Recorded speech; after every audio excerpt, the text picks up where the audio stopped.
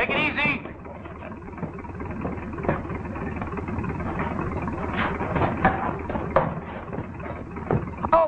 shoulder, Dick. Is he all right? He will be as soon as we get him to a doctor. The spider nearly finished him.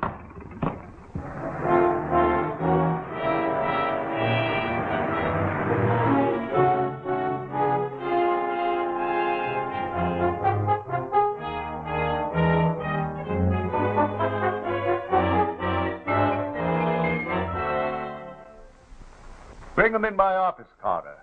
We'll interview them here. I've asked you all to be here so that we could compare notes. And perhaps get some new lead on this spider business. You'll do the interviewing, Dick. Ah, here they are now.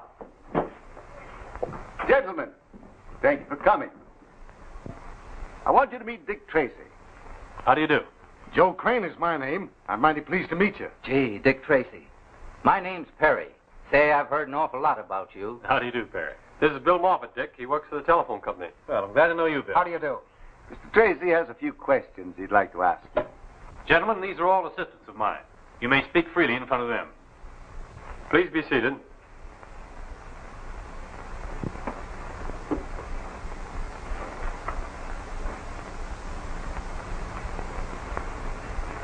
Mr. Crane, you are a conductor on the P&M Railroad, are you not?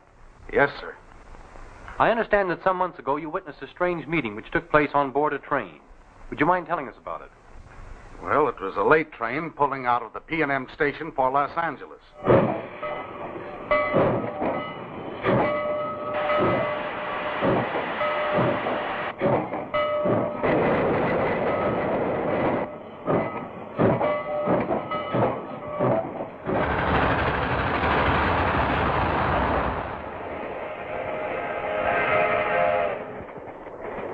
Did any of you see him when you got on? Perhaps the rest of you know why you're here. Perhaps you're afraid of him. Well, I'm not. Nor do I consider him useful to me. We understand each other. We're organized. What good is he to us? Maybe he will have something to say about that when he comes. Suppose he does. He's not here. And what if he were? Are we sheep that we follow him blindly? The man isn't human. Nah. I don't think he's on the train.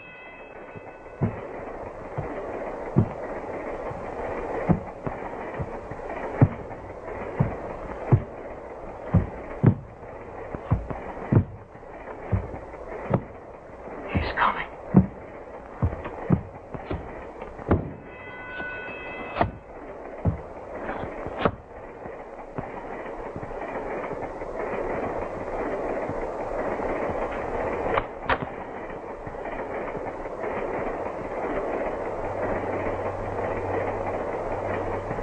Well, gentlemen.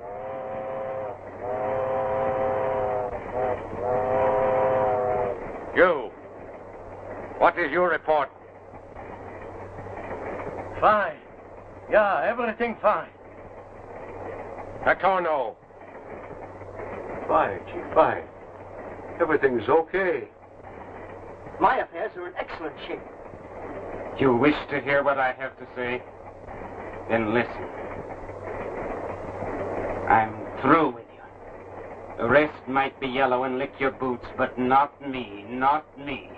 I'm not afraid of you nor of anything you can do.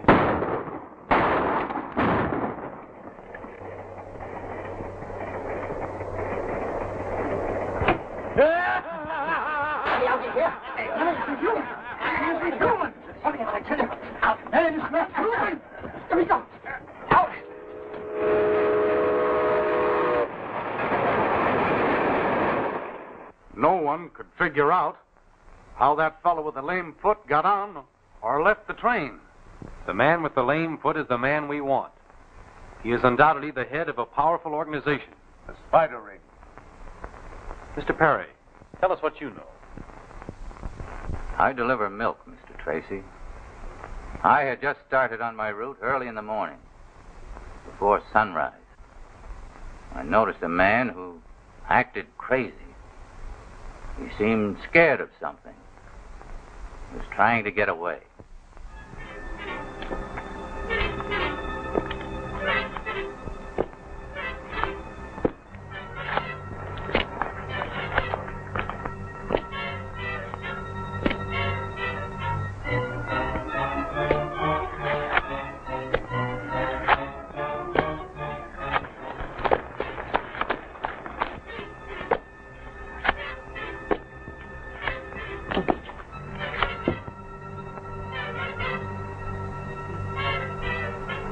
No.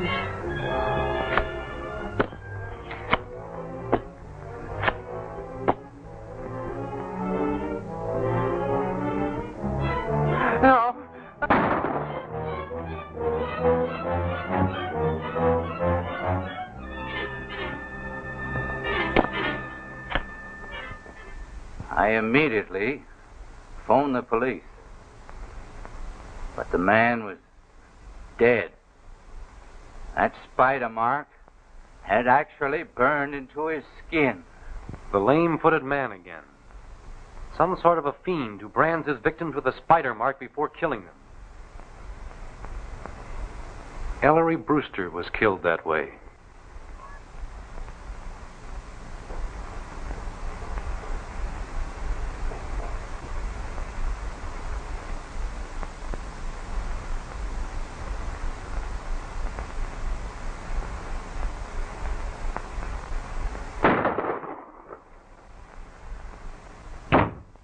There was one victim they didn't quite kill.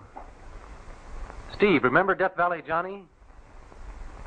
Steve and I suspected the spider ring was after Johnny. Do you have a gentleman registered here by the name of Death Valley Johnny? I should say we have. He's right over there in the midst of all those reporters. You can't miss him. Wait a minute, boys. Will you have a cigar? Why, certainly. Will we have a Johnny. cigar? You're a great guy, Johnny. Will I give you the headlines or will I give you the headlines? That's all right. No, Barnett. Say, don't forget to print the best one. Hello, boys. Have a cigar. No, thanks. I don't use them. You? No, thanks. I smoke cigarettes. Oh, cigarettes, eh? Well, sit down and let's have a powwow. No, we don't mind if we do. Don't mind if I smoke. No, go right ahead. Help yourself. All right. What newspaper are you boys from? We're not from any newspaper. I'm Dick Tracy, Federal Bureau of Investigation. This is my assistant, Steve Lockwood. Well, what brings you here calling on me? We're here in your interest. We have reason to believe a certain criminal ring may cause you trouble. Yeah. Listen here, young man. I've guarded the whereabouts of that mine for nigh on to 20 years. And no hombre's going to get it away from me. Besides, the gold won't be mine after 10 o'clock tonight. I'm selling out. Does anyone beside yourself know where the gold is? No, sir. I kept the secret of that mine in my head. And I ain't going to open my yap until those jewelers sign on the dotted line. Jewelers? Yes. I'm selling out to a big firm of New York jewelers. And, at a good stiff figure, too. Death Valley Johnny got it that same night.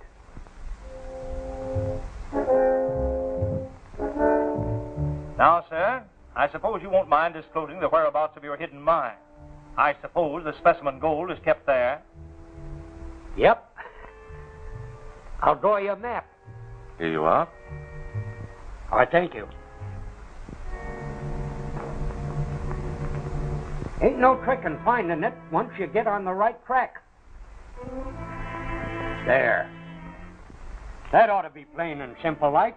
That will be fine. Mr. Nolan, I'd like to see that map if you don't mind. I must say your actions are most peculiar. Come, sir. Sorry. Give us that paper.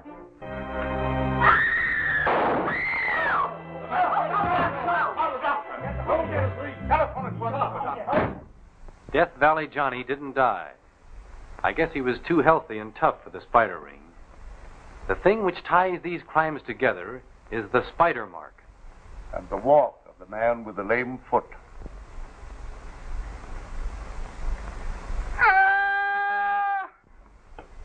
What's the matter, Mike? I seen a spider. And now, Mr. Moffat, tell us what you know. Yes, sir.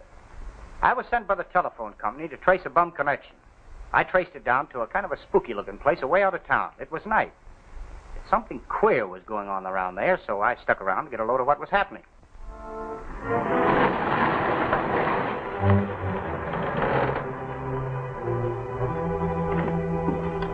Is he still alive? Bring him inside, quick.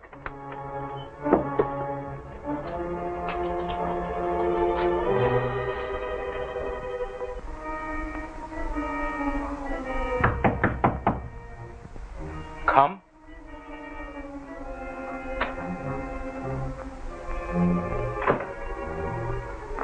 I have a report for the lame one.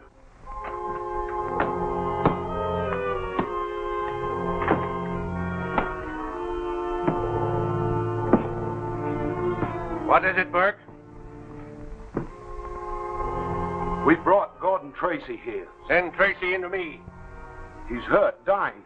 We have to chase him, and he ran his car over a bank. Can you do anything about it, Moloch? If he's not too far gone, I might do more than you can imagine.